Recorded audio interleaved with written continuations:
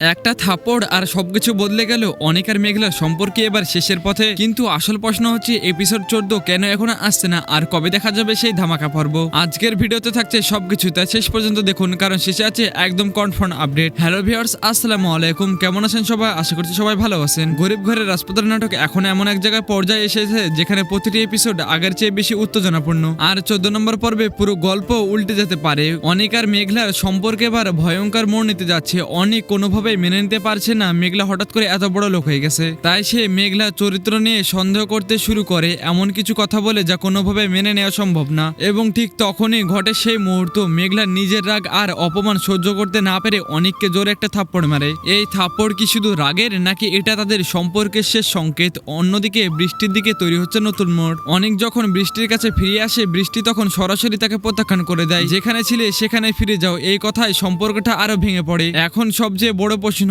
অনেক কি একেবারে একা হয়ে যাবে নাকি আবার নতুন করে খেলা শুরু করবে?